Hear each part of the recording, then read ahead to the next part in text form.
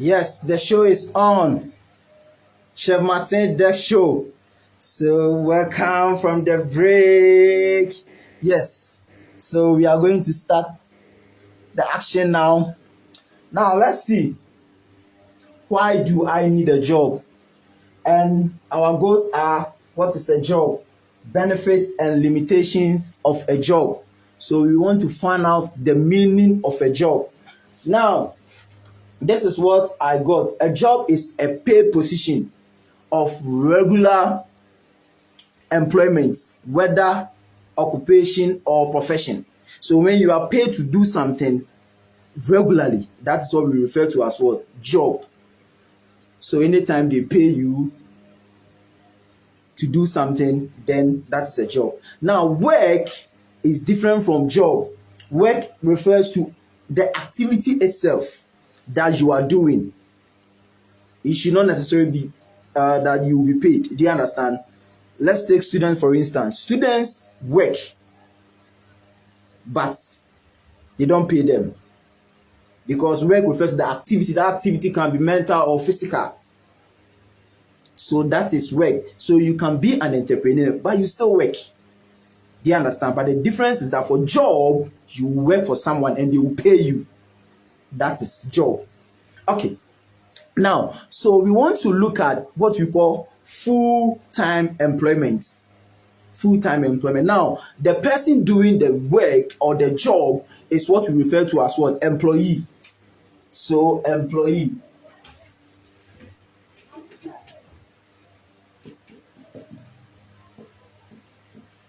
Now, so when you work for pay, right?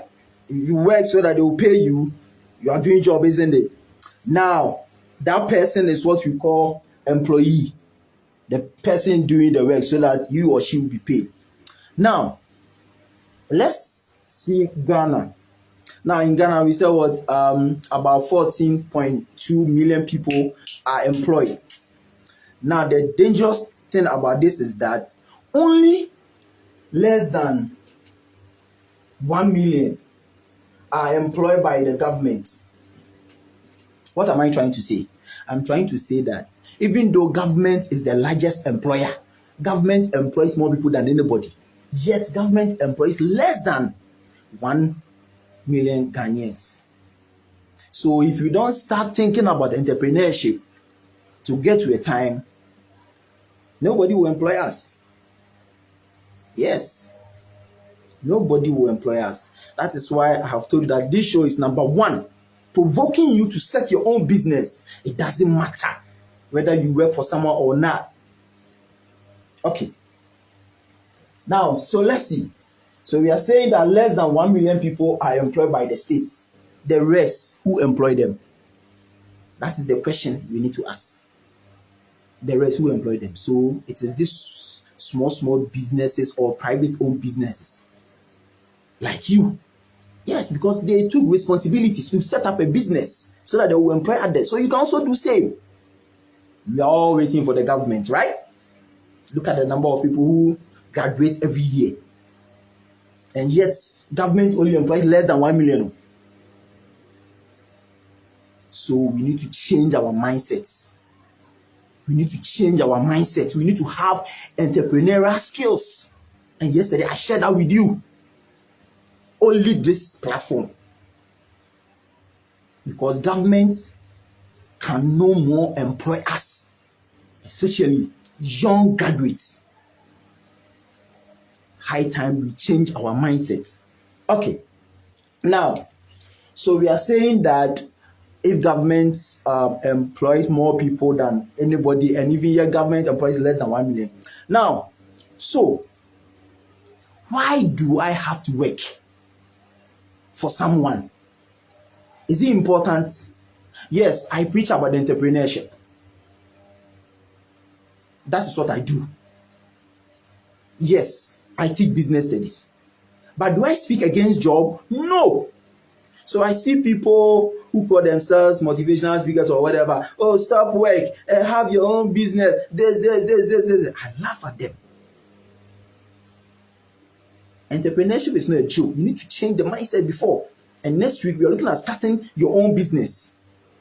step by step, right? Now, benefits of having a job. I don't encourage people to just leave their job. No, you don't do that. There are good side of working for someone. Yes, the first one is steady income. So when you work for someone, so benefits,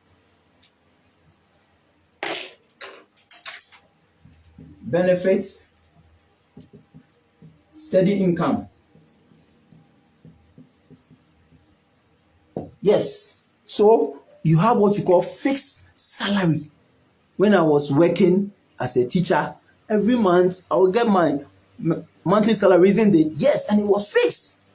So when it gets to 29th, 30th, then you know happiness as a result of working for someone.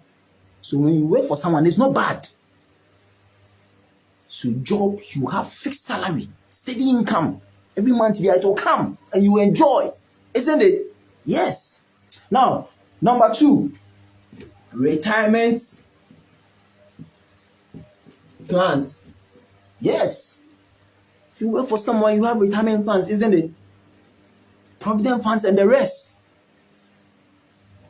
Your employer will pay some for you. It's good. So working for someone is not bad entirely. No. Yes, I speak about entrepreneurship, but I don't speak about job too. I don't speak bad about job. Yes, that's what I meant. Okay. Now the third one, more social security. More social security. So Ghana's next, right? And all over the world.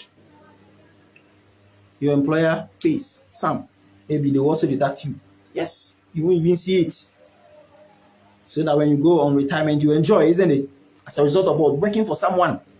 Of course, if you're an entrepreneur or you have your own bill, you can also pay. Do you understand? But this time, someone is paying for you and also deducting from your salary. So that is good side. Now, let's look at the last one, professional training opportunities. So training.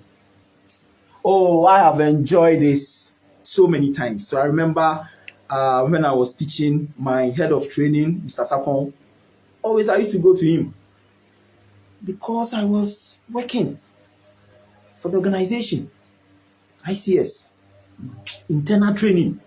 What about the external? Yes, external Cambridge training. I was enjoying it as a result of working. So the fact that you are working for someone doesn't mean that it's bad. No. Okay, so these are good side of working for someone, having job, right? Let's look at the bad side too. So bad side.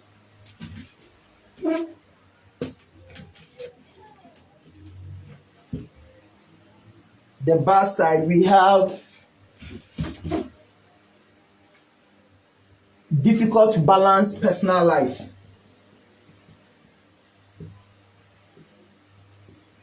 Yes, difficult to balance personal life. It's difficult. So because of that, now we have what we call work-life balance. Work-life balance. Yes. I think they've added it to the A-level syllabus. I think they did that last 3 years ago. Yes. When you work for someone and you don't have work-life balance, sometimes it's difficult. If you're not able to balance your work and your family or your social life, it becomes difficult. And it's not all organization that will allow you to do certain things. Do you understand? So that is one bad side of working for someone. They're more prone to work-related stress. Yes, stress. Charlie, it's not easy working for someone. Sunday evening, 10 p.m. Then the stress starts coming because Monday you are going. And it happens all over the world. Stress. Very stressful. Because you have to follow laid down rules. Do this, do that, do that. So if you're not strong, it's difficult to work for someone. Okay. We also have stagnant, tendency to become stagnant. Yes.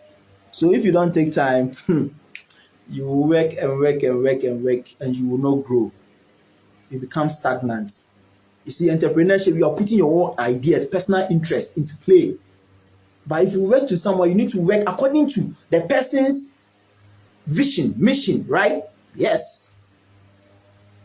Then we have, you only get salary, which might not be enough. So salary, even though salary is good, like I was saying, but then that is all that you will get, right?